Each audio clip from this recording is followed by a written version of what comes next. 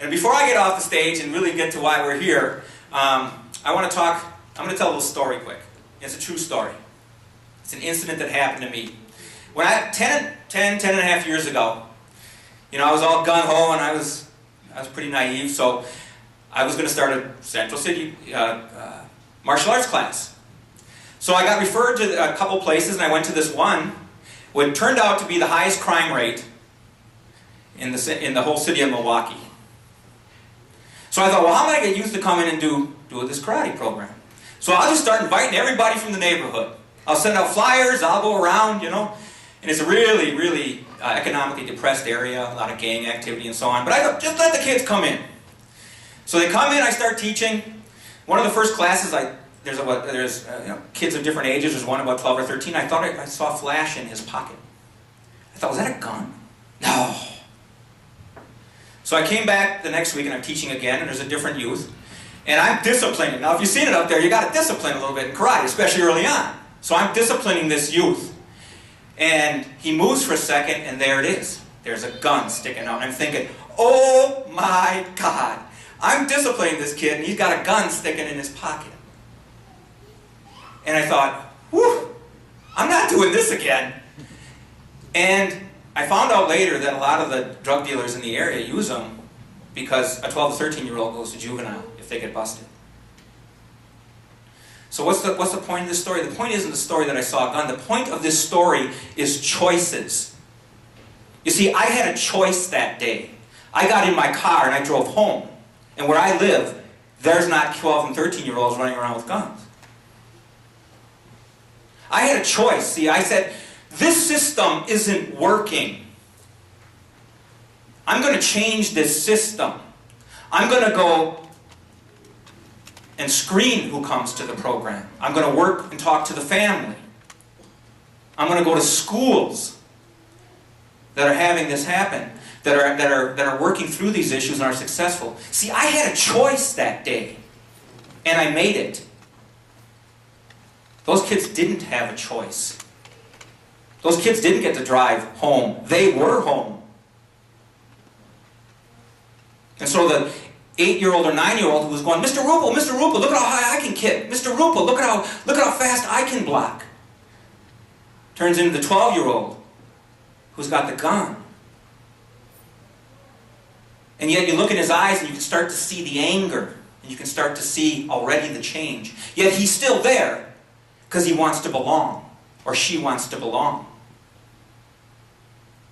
And let's fast forward 10 years. Now they're on the front page of the Journal Sentinel. And we're all going, what's going on? How come this is happening? Choices. I had them. They didn't. Often people will come to me and they'll say, I wish somebody would offer my kid all that assistance through college. And I say, yeah, I too. Then I like to use an example. I'm using my own son. I have a 7-year-old and we adopted from Guatemala, and he's the light of our life. I mean, there's nothing I wouldn't do for him. And if somebody came up to me and said, Al, I'm going to make sure that when he's ready to leave high school, he's going to go to college. You don't have to worry about it at all. And I go, yeah, I'll take that deal. You got it. There's a catch, though. Well, what's the catch? There's always a catch. We're going to drive less than 5 minutes from where you live, Al. Less than 5 minutes. We'll pick a street. I'm going to pick a street that's 5 minutes from your house. And we're going to drop him off. And we're going to drop him off in that neighborhood at 7 years old. And we're going to pick that house. Whatever house it is, he's going to go in there.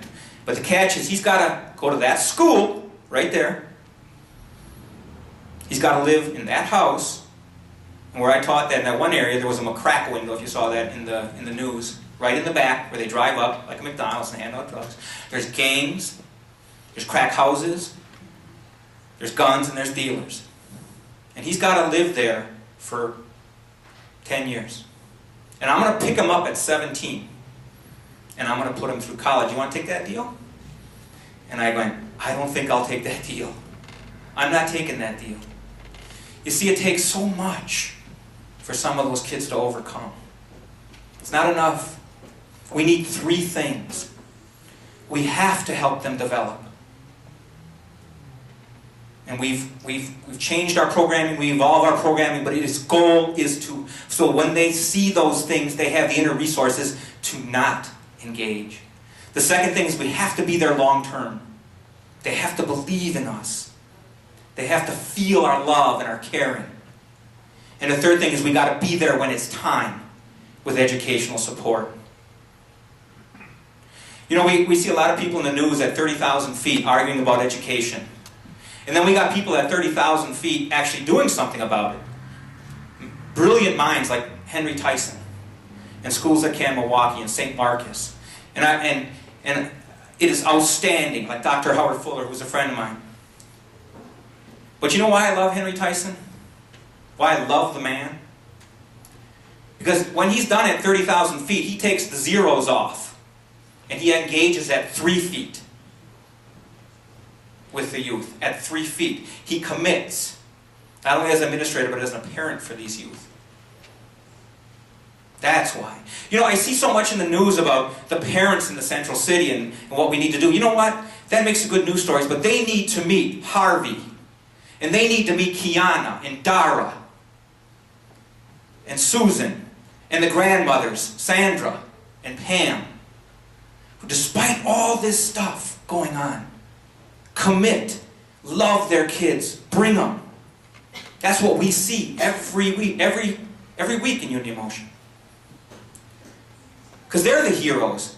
You see, I got this wrong. Not only was I naive about the guns when I first started and all this stuff going on, I was naive on why I was doing it. You see, I had this idea that I was going there because the kids needed me. And 10.5 years later, as I look at a Caleb and a J-Ron and a Nick and a Keon, and all the other kids that were here, the Susies, that were here tonight and are part of our program, I realized it's not so much, in the end, that they need me and the Zenovias. I need them. That's why we keep going. That's why we keep doing it. I need them. And you're here tonight because you understand that. You've committed already, or you're thinking of committing. We need you. Sign up. Help us out. You'll help change our lives, but I guarantee you one thing. It's going to change yours too. You can't help it. It's going to happen.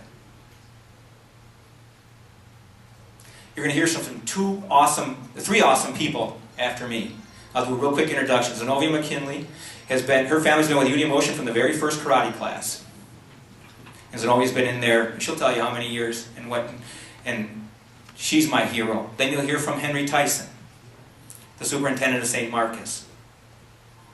And you'll see what commitment and what caring and what intelligence all in one package can do. And what they're going to do with schools like Milwaukee. And I'm so proud to be a part of that.